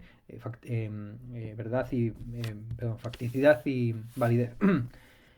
Según estas teorías del desarrollo moral, pues habría una maduración personal que iría asociada a la maduración de los juicios morales, de tal forma que los niños evolucionarían desde el egoísmo hasta la consideración imparcial de las normas, pasando por un momento altruista o empático. De tal forma que el desarrollo personal pues también iría asociado al desarrollo moral con la búsqueda de perspectivas cada vez más interpersonales. Esta sería una forma con la cual esta es una forma en la que mediante la cual Habermas da cuenta y se apropia del punto de vista de la ética del cuidado feminista, es decir, entendiendo la importancia del altruismo basado en afectos como un momento más del desarrollo moral. Aquí Habermas pues da cuenta de todo el debate entre Lawrence Kohlberg, uno de los padres de la teoría de la psicología de la evolutiva asociada al desarrollo moral, y Carol Gilligan, que publicó en 1982 un libro titulado Con una voz diferente, en el que analizaba pues cómo las mujeres, las chicas, estaban más era más propicias a desarrollar un discurso moral basado en los afectos y en el respeto a las personas, pero tanto que individuos, no tanto que sujetos racionales, frente a los varones, que ya desde jóvenes, pues estarían más inclinados a un pensamiento, podemos llamar procedimental, en el que se tendrían en cuenta los aspectos más abstractos de la justicia distributiva. Pues bien, así Habermas, tomando, digamos, todo lo que tiene que ver con los cuidados como un momento en el desarrollo moral y personal, incorporaría en su teoría altamente idealizada pues una aproximación psicológica teniendo en cuenta pues no solamente esos aspectos psicológicos sino también antropológicos. Habermas, como ya he dicho, no solamente cita a la psicología evolutiva sino también a la antropología, principalmente de Margaret Mead, a lo que busca Habermas en Mead y en otra serie de sociólogos y antropólogos es la importancia y la relevancia del reconocimiento mutuo como un elemento central de los procesos de socialización. Esto será un elemento sobre el que va a profundizar y continuar su discípulo Axel Honneth. Si la individualidad o la individuación depende de la socialización, es decir, no existen individuos aislados como Robinsones, sino que todos están encuadrados en estructuras sociales que precisamente definen su identidad, entonces proteger la libertad individual y también involucra, de alguna forma, y la identidad individual involucra proteger la identidad social y colectiva. Es decir, no es posible proteger a los individuos sin las sociedades en las que están estructuradas, en las que están encuadrados, la red de relaciones y formas de vida culturales de las que los individuos claramente dependen.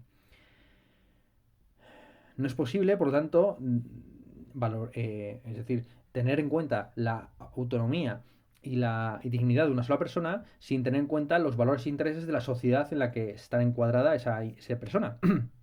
Bueno, Habermas culmina esta consideración social y colectiva de los aspectos de la ética y la moral con su obra magna del año 92, Facticidad y Validez, donde tiene en cuenta el componente de modernización que va asociado a la legislación en las sociedades modernas. Es decir, entiende que el principal vector de modernización en estas sociedades pues, es la progresiva juridificación y construcción de derechos para el conjunto de la ciudadanía, para cómo la sociedad se va estructurando conforme a una legitimidad emanada del Estado de Derecho. La diferencia fundamental entre las sociedades antiguas y las sociedades modernas es que las sociedades antiguas basaban su estabilidad y su legitimidad en una serie de acuerdos sobre lo que es verdadero, correcto y bueno, principalmente de carácter teológico o religioso. La legitimidad de la Europa premoderna se basa en una cosmovisión principalmente religiosa compartida que penetra en todas las esferas de la vida. Véase el cristianismo, ya sea en su vertiente protestante o católica. A medida que la sociedad se va modernizando, a juicio de Habermas, va emergiendo el pluralismo religioso y la diferenciación funcional de diversas esferas sociales. La economía de mercado, la administración burocrática, la investigación científica, de tal forma que surgen y emergen los malentendidos y los conflictos sobre el bien, sobre lo verdadero, sobre lo recto, sobre lo sincero. Conflictos que se resuelven en el ámbito del derecho. El derecho se puede decir que es un campo de tensiones en que los conflictos entre esas diversas esferas que se han ido autonomizando se van resolviendo. Aquí se ve cómo Habermas pues da cuenta de toda la teoría de sistemas de Niklas Luhmann, que no solamente criticó, sino que también, digamos, incorporó en sus planteamientos filosóficos. Al abrir esferas de libertad individual, que es la forma en la que ha ido construyéndose el derecho, por lo menos en Occidente, la libertad y la ley moderna van limitando el número de preguntas y de temas sobre los cuales se requiere un consenso general. Dentro de límites legales, los individuos son libres en la medida en que pueden perseguir sus intereses y la felicidad como les parezca, sin necesidad de pedir permiso primero al consenso. Normalmente a través de varios modos de asociación, ya sea que esta búsqueda pues, puede tener diversas estrategias o diversas formas de articulación. Aquí Habermas, digamos que va más allá de la contraposición tan fuerte establecida en la teoría de la acción comunicativa entre la acción comunicativa y la acción estratégica. Aquí él entiende que dependiendo del régimen jurídico en el que nos encontremos, pues los individuos serán libres de perseguir sus objetivos, sus fines, bien mediante la acción estratégica, como sucede en los mercados económicos, bien mediante la autoridad reconocida o el discurso consensual, por ejemplo, en las comunidades religiosas o en las comunidades científicas. Al final, el ideal de la acción comunicativa termina restringiéndose en el Habermas maduro a este tipo de comunidades científicos, o bien la racionalidad burocrática, o por ejemplo, en todo lo que tiene que ver con la administración estatal.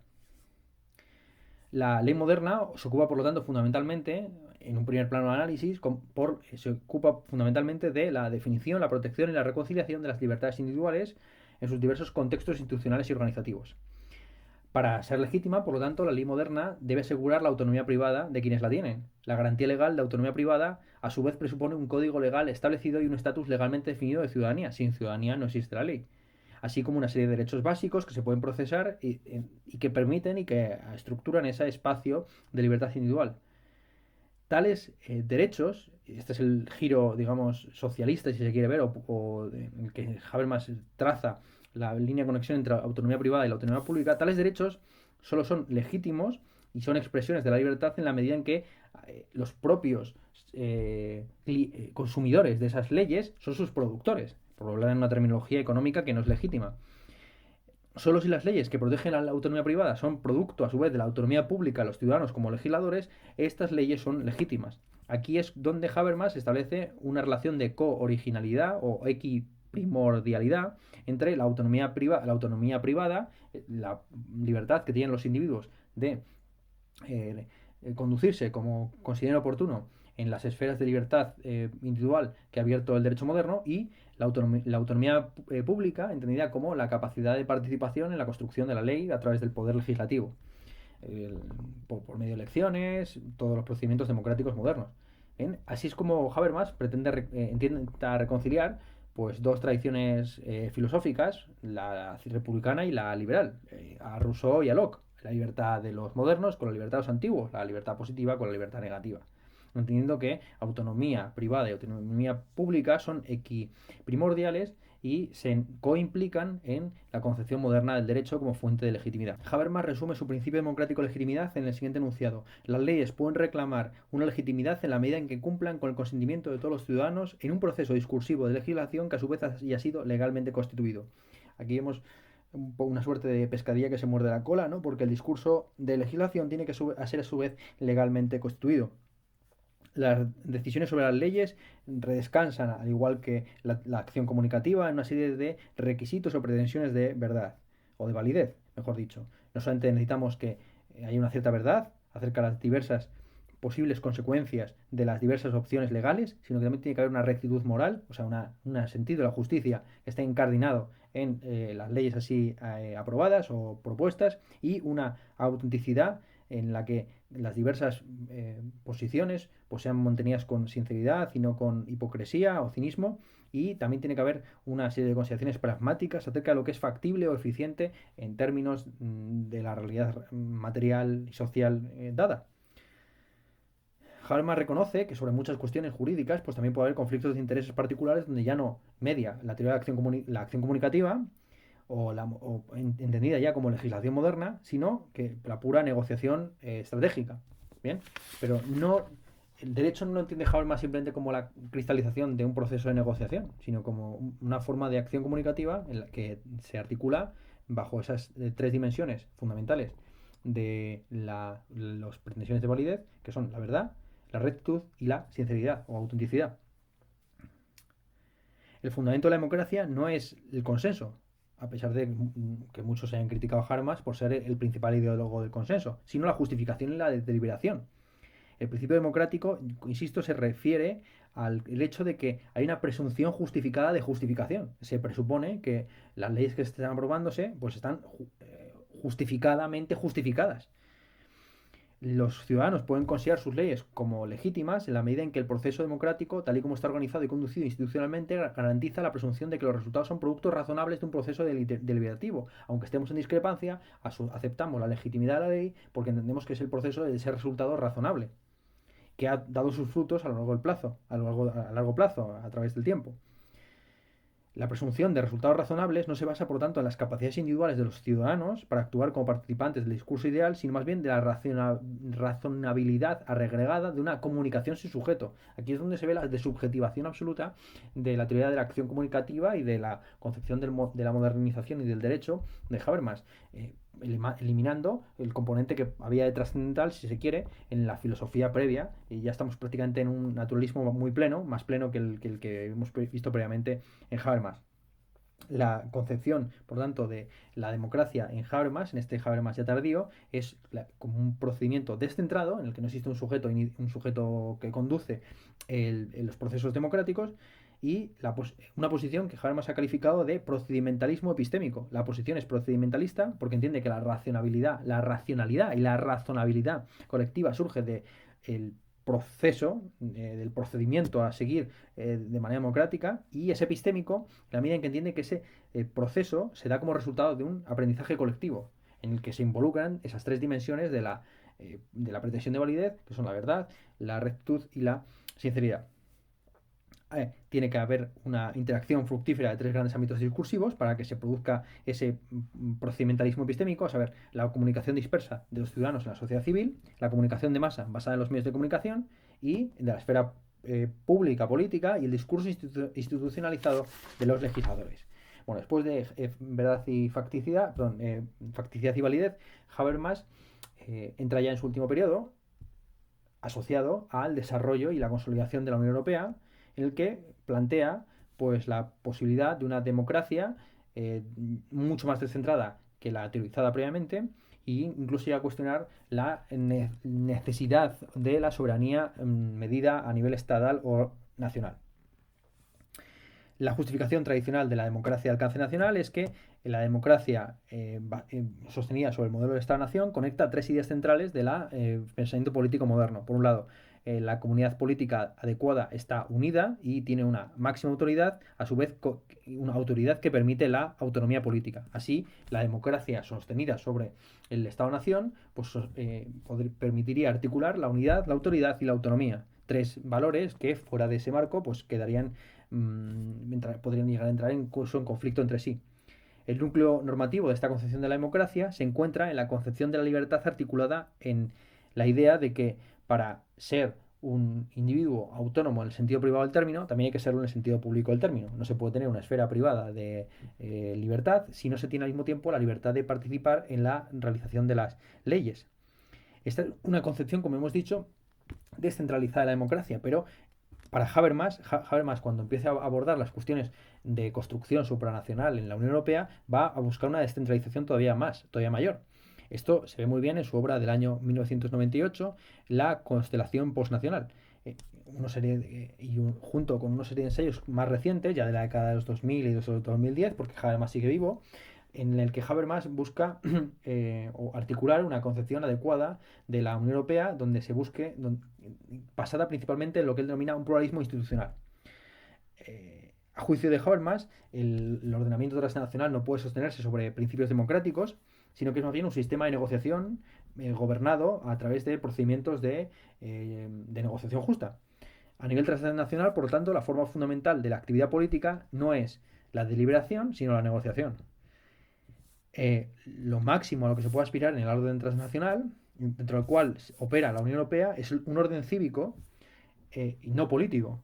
Habermas, por lo tanto, vincula la posibilidad de una democracia postnacional a la idea de una identidad política compartida que, sin la cual nos quedamos, dice Habermas, en una mera solidaridad moral. Es en este contexto en el que Habermas, ya desde mucho antes que los años 90 y 2000, pues expone su famosa teoría acerca de el patriotismo constitucional, donde la fidelidad de los ciudadanos no debería estar al servicio de identidades o tradiciones, o de territorios, sino de la Constitución, que es la que nos dota y nos garantiza y nos constituye como ciudadanos.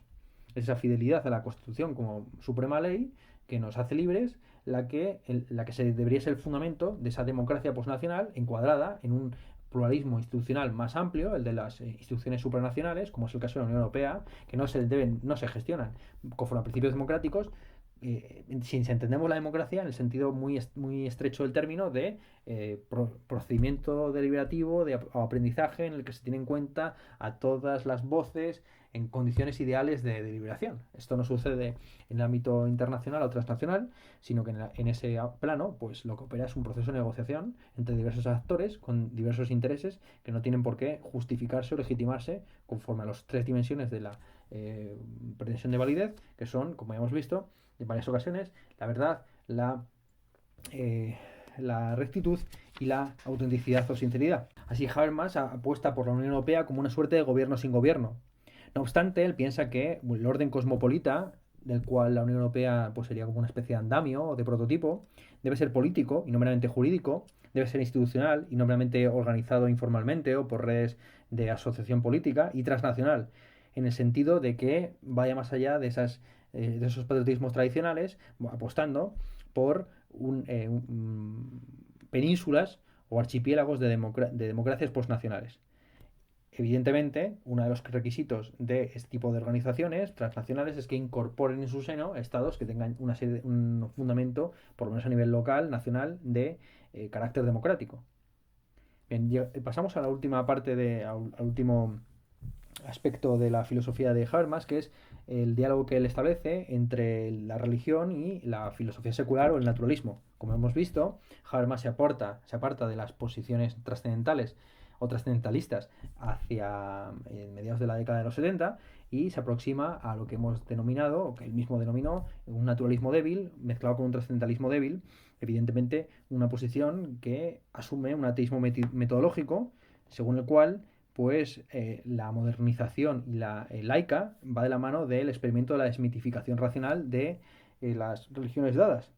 En la teoría de acción comunicativa, Habermas aborda la cuestión de la religión principalmente desde una perspectiva sociológica como una forma arcaica de integración social que habría sido superada pues, por formas más modernas de integración como la legislativa, la legitimidad. en la sociedad tradicional era una legitimidad de tipo religioso o teológica o de otro tipo, mientras que la legitimidad en la sociedad moderna pues es una legitimidad jurídica principalmente o legislativa. La posición de desmitificación ante la religión que mantiene Habermas con ese ateísmo metodológico no lo convierte en una persona completamente hostil o desdeñosa de la fe y la reflexión teológica. Más bien lo que obliga a esa desmitificación es a traducir a un lenguaje laico los potenciales indispensables de significado que se conservan en el lenguaje religioso. Entiende Habermas, por lo tanto, que la religión no es simplemente una forma arcaica de integración social, sino que también contiene una serie de razones filosóficas, seculares, articuladas en un lenguaje que debe ser actualizado y que debe ser traducido a la forma laica de argumentación y de reflexión.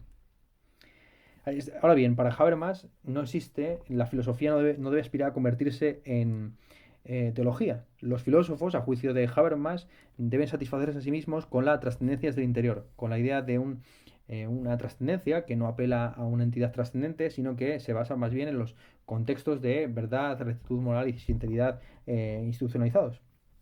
La posición de Habermas en relación a la religión se expresó sobre todo en el debate que tuvo con el cardenal Ratzinger, posteriormente el Papa Benito XVI, y allí Habermas pues, sostenía que evidentemente la herencia cristiana en la filosofía progresista o emancipadora pues es importantísima en la medida en que el cristianismo pues desarrolla los conceptos de responsabilidad, autonomía y justificación que más tarde se articulan en la esfera pública pues bajo la forma de la teoría crítica.